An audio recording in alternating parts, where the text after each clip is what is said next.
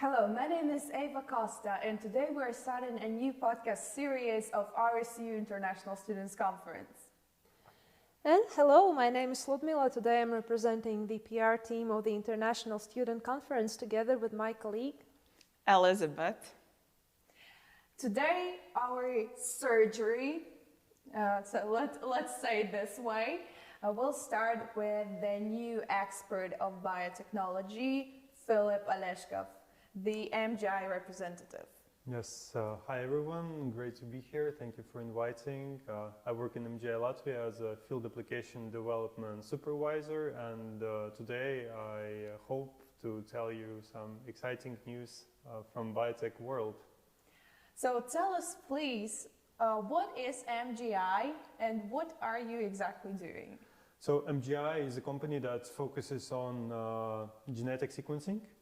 And we both provide machines that do sequencing and also chemistry and molecular biology reagents basically that allow us to sequence samples. So for example, if you give us your hair or saliva, we could see it for some interesting scientific project. Also, we do automation robots, which are important to increase throughput in different labs, so that they can process more samples in a shorter time. Like how this field is developed now here. So I joined MGI 1 year ago as a field application developer, and as far as I remember, MGI is active in Latvia for 3 years approximately. And approximately 1.5 years, we moved into our big facility at Lidostas Parks near the airport. And this is basically our European, let's call it headquarters, because the company is also active in many countries around the world and also in Europe, of course. But the main base in Europe currently is in Riga. So we have everything like logistics center, production center here, demo laboratories where we showcase our technologies. Wow. It's because of the location of like our country, because we're like in the middle between, I don't know. I guess there are many factors. Location would be one of them as well. But in general, now we are also growing quite fast. I think in the last year, we went from like 40 people to 60 plus, and we keep growing and always actually actively looking for new people to join our team. And so is this technology something new for the region? And if yes, then is it hard to be like the first person, the first group of persons who step in? I have to say that this technology is very mature, so it is developed and it's active around the world. There are other companies also in Europe, around the world, that are working in field of sequencing, so our competitors. And here in Baltics, as far as I know, there are some machines that are from other producers, because basically one of the main things that we do genetical sequencers, basically machine in which you put your sample and which gives you DNA sequence in the end. And but as far as I know, there is in Baltics, we should be the biggest, like really a center for sequencing. And actually, from what I understand, we're also one of the biggest sequencing centers in Europe. So our high throughput is very high. We can process very many samples, and we're processing them on our machines. Exclusively, only on them. Yeah. Actually, it's hard to ignore how your eyes start sparkling when you start speaking about these things. Yeah, it's a very exciting field, and I hope today I can tell you as much as I can. Okay, so what is the latest trend in biotechnology? Okay. Sequencing. I know the answer. Yes? Actually, that's one of them, yes. So if we look at biotech broadly, very broadly, I would say computational science is making big impact on it. So better programs to analyze biology, including artificial intelligence. This would be one direction. Another direction, I would say that everything is moving to the high throughput, so laboratory automation. So not because in the lab there are many processes where you it's still hard, but you have to do precise pipetting and work with real like liquids and samples. So now, it's hard to do with your hand. It's it's better hard to to do a do- machine. it's, Yeah? it's hard to do when you have to process, when you have a study where you want to process 100,000 samples, Okay. then you need robots, not to spend on it Exactly. 30 years. Just like the 30th year of your life, Yeah. making a pivot on the other element, like how many So- elements are left.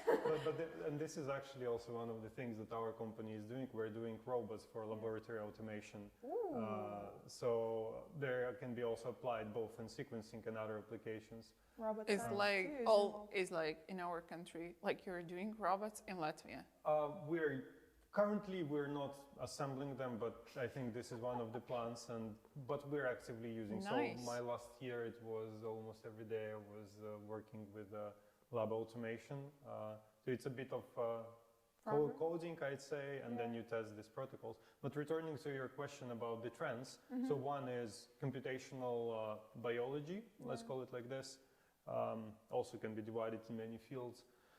Another one, lab automation, and of course I have to say sequencing, and why it is also booming now, because sequencing has been invented some time ago, and just so that you understand, sequencing of the first human genome costed like hundreds of millions.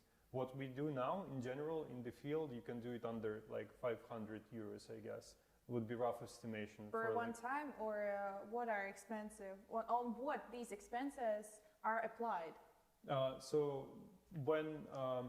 when you take your sample, let's say saliva usually, or maybe hair, then you have to process the sample. There are multiple steps, multiple modifications. You have to take DNA out, then you have to modify DNA, then you have to, so that it can be, let's say, applied to the machine, which will sequence it.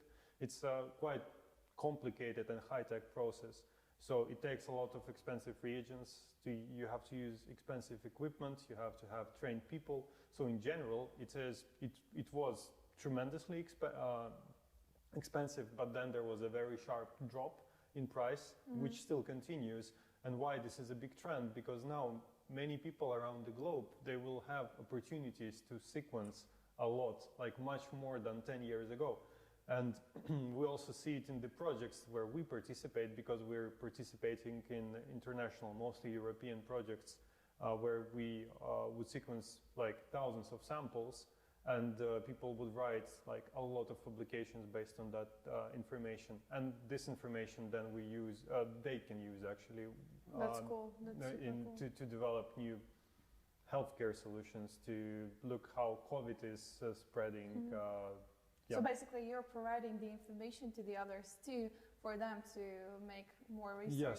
Yes. We do many things. One of the things that we do, we can get information, basically samples from our collaborators, which are mostly universities. And during these collaborative projects, we provide them data, and they already analyze this data and draw conclusions.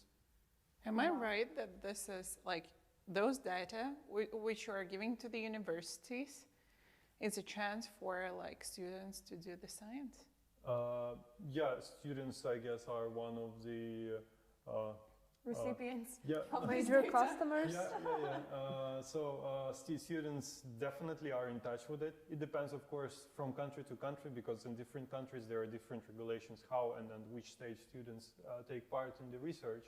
But for example, actually in Latvia, as far as I know, it's quite easy to get involved in the research. If you're, for example, at least that was in my chemical, in my university in RTU, where I was studying chemistry, it was quite easy to get involved into science. So yeah, students will definitely touch this data, let's say, or these samples, but not only, of course, also You touched PhDs, postdocs. amazing historical point of yourself about your studying process. Oh, yeah. So tell us about your way in science. How did you get involved in this? So, well, I started my bachelor's in chemistry because in quite late school, when I was choosing what to do, I had two options, economics or some natural sciences, and somehow in the end I decided that I will go for natural sciences, and then I chose chemistry. During, I think, my second year of studies, I started working in organic chemistry lab in the university. Then I understood that I am more interested into living things. So I wanted to do something not with animals, but still more related to living organisms. So then I went to Latvian Institute of Organic Synthesis, where there is a group that is studying proteins and protein functions in organisms and protein production and so on. So I was working there, did there my bachelor thesis, so I actually worked there for, I think, for 2 years. And then after that I went to Netherlands to study biotechnology for my master's, because I understood that I like this part of science. So let's say not part of science, but basically it's biotech field, even though I was studying chemistry. And then I decided to focus on that. And now, well, I am here working in a biotech company. What were the most difficult challenges on your career path? Okay, so quite challenging, and not only for me, I know that for many other people as well, is after you finish your master's to get your first job. And this was also hard for me, and even though if you perform well in university, you have good internship and so on, there is always this a chance that you have to catch. So so I had actually 1 year of delay after my master's before I started working in biotech field. So I was doing other stuff while looking for biotech opportunities. Okay, so you searched for the most appropriate solution for you exactly. Yeah. Or it was like a gap year mostly for you to have a rest. I wasn't resting. That's the point. That's the point. Maybe just a bit after masters, you know, everyone needs just some couple of months of break. Highly recommended. That was actually a lucky moment, because I was here in Latvia. So I came back, and at that point, at some point, MGI was looking for the position which suited me well in terms of what I can do, what I know. So I wasn't doing something knowing that I can do much more. And also, so it wasn't too easy for me, because I had to learn a lot, but still I had the proper background to be able to do that. But it's also cool when you have an ability to learn and to know something new while you are working already. It's a cool opportunity for everyone, mostly for the youngest generation, as all of us, I think.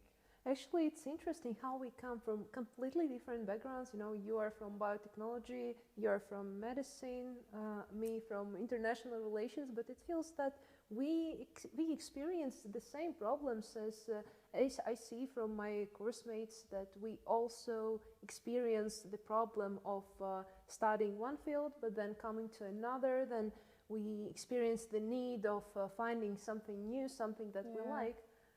It gives a feeling that, well, I'm not alone in this way. I think everyone finds its own field while learning some kind of common things. Like, for example, you learn history, and then you choose a field of ancient history and start learning it deeper and deeper and deeper about ancient world and all this stuff. Like, I think it's the same. You start from general, and then you go to some wherever precise like. things. Exactly. Behind the scenes, how does your day of a scientist look like? You're like working 9 to 5, or you're doing it on freelance? How you want to do this, and how is it going? How do you spend your day? You're like waking up, taking lab coat, I'm like maybe. Or sleeping even in a laboratory. With coffee. Actually, I know stories from people who are doing their PhD theses, and the deadline was approaching. So they were doing it hardcore. They succeeded. That's the main part. But don't recommend. Don't do it at home. Better do it at home, actually, and not in the lab. But for me, so as I mentioned in the beginning, I am now field application development supervisor, which is basically a role in which I coordinate other field application developers. So we have several projects running in our team, and I have to talk to everyone, make sure that everyone understands their tasks, that then everyone understands what we have to do in this project, what is the timing. Then we together discuss results when they come. At the same time, I have to talk quite a lot with our external, not Latvian colleagues who are spread across Europe, because maybe there is one researcher who wants to establish some high throughput pipeline for his DNA extractions to process very many samples, and our BD developers are talking to him. Then they also invite me. I give a technical perspective on that. I say what are bottlenecks. I ask what is their project and how to adjust maybe our system to their project to see if it will work for them. It sounds so easy for you. So I'm really inspired about this topic, and I'm just like, wow, he speaks so easy about it. Wow, really. Well, that's shocked. my daily So life. you're clarifying the path for all the other workers and trying to find a better solution for everyone, basically. Yeah. So I have to coordinate between departments. Yeah. Because one thing is what's happening in the lab. Another thing which happens also outside our company, because we want to reach new clients. We want to have more collaborations. Also, we're collaborating with several Latvian institutions. So we're always very open to help people solve their problems and find if our solution can meet their demands, because we believe that in many cases we are the best solution or one of the best. That's good quality. Yeah, and that's what I'm doing. Cool. Maybe you can tell us a little bit about the hardest project of your life. You definitely had during your work experience or somewhere the hardest project. What was it about?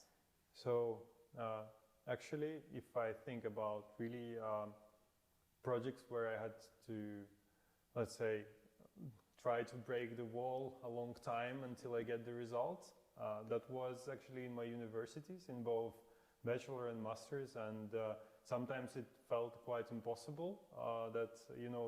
It's like science. Sometimes you just don't feel like anything is moving, but then suddenly you have it. You have everything which you were doing for the last half year. Then it just kind of clicks and it works. So I would say for bachelor, when I was working in Latvian Institute of Organic Synthesis, my project was related to Alzheimer related proteins. So some proteins that are supposed to cause Alzheimer disease, and we were looking if we can find a way how to stop them from causing this disease. So basically trying to find a cure for Alzheimer's. That was one project, which involved a lot of like protein production, characterization. That was hard, but in the end, also very interesting. Always when you're starting a big project, you have to learn a lot. But what was the result? The result was, we don't have the cure yet, as you know, otherwise it would be everywhere. Yeah. But in science it is, so it's not only you working on some particular field, let's say here would be Alzheimer treatment, but I believe that our work that we did, it will help people in the future to study this disease. So if put it more specifically, we developed a method for production of this protein, which is causing Alzheimer, so that people can study it better. So it's now, after our work, it became easier to produce this protein in bigger quantities. It will be cheaper for universities or research groups to do that, and that's why it also will be easier to study. Amazing. Because science is expensive stuff. May I ask a tricky question? Sure. Like a tricky question? Interesting. What about the financial support? Because you have like useful scientific work about Alzheimer's disease, and you did a great work for I think many years. And had you like good financial support, or it was your like? So I know that it depends from where you like in which university, in which research institute you are. But now many of these research positions you get paid something at least. So it wasn't like your motivation and that's all. No, it no, was it's like... not. In some cases, first you have to prove that you are, let's say, a valid candidate. That you have the persistence, you have the also desire to learn. I think this is one of the most important things when you start working on scientific projects. You have to understand that you will have to learn. You will have to try. On every project, basically. I agree. When you need support, especially financial. Yeah. So at some point, most likely you will have some financial support. Why, on your opinion, is it important for students to get involved in different scientific projects? Because it's a real life experience. Like your experience with bachelor degree? Yes. So it gives you, first of all, if we're talking about like chemistry, biology related things, working in the lab, it's a very big part of your life. And working in the lab in university, it is good to get basic skills, but really to master them, to at some point lab will feel so natural to you. When you first step in the lab, even if you have some experiences in the lab, but not too much, it feels very, it's like a wonder forest, I don't know. A labyrinth. Yeah, you're scared to touch different machines, but then you go there every day or every 2 days, My feeling inside, just like... Yeah, but imagine there is a machine that would cost like $500,000 and then you're working with it. It's a lot of pressure, but it's also, if you do it correctly, everything will be fine. But you have no guarantee that you do it correctly. That's why. That's why you need to go there, and you will and touch everything. Basically, touch. No, you will have people who will teach you if you want to learn, and then this is important. And this experience is usually you can't have that much experience in the simply the courses in the university. Yeah. So I would really recommend everyone to get involved in scientific projects as soon as possible. Also, then you understand how science works in real life. That's the kind of the next my last question, because you answered all the other questions that I wanted to ask you, and you just told us everything that you wanted and that we wanted to. We have a case of the ISC International Student Conference. Basically, the participants of this conference are 19, 20 years old students. It's like first and second year of their bachelor degree. And do you remember yourself when you were 19, 20 years old, and which advice you would give to yourself in that age? Okay. Yes, I do remember myself, and actually it's very much connected to what I was saying just now before. Yeah. Get real world experience. So you know, when you go to university, they tell you forget about what you were taught at school. When you go to work, they tell you forget what you were taught in university. It's not exactly like that, but real world practical experience is another different. one. Yeah, and it's not only about, as I mentioned, practical experience in the lab. It will help you to develop as a person, and I really recommend people to, as early as possible, get involved into different projects, meet different people, look not only at your specific field, but also fields that are around. Because at the age of 19, 20, like all the doors are still open. It's not like you have chosen something. Many people do, and they're happy with it, and that's great. I couldn't. I didn't know what I will do. Until I think I finished my master's, and sometimes I'm still thinking what will be the next step. So I really recommend to get outside. That's why exists our International Students Conference that helps you to discover the huge world of science and understand what exactly do you want to do and what exactly you can do in your future. So each one of us, gives you a huge advice to participate in RSU International Students Conference, and stay tuned Thank you very much, Philip. Thank you. Thank you, Elizabeth, and thank you, Ludmila, very, you. very Thank much. you, Eva.